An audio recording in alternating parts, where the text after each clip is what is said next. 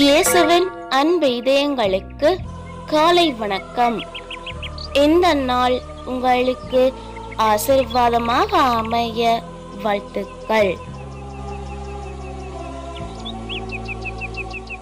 இப்புதிய நாளுக்கான ஆசீர்வாத இறைவசனம் திருப்பாடல்கள் அதிகாரம் 121 இறை வார்த்தை 3.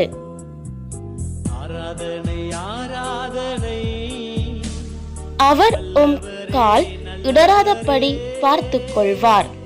உம்மை காக்கும் அவர் உறங்கிவிட மாட்டார். அற்புதமே அதிசயமே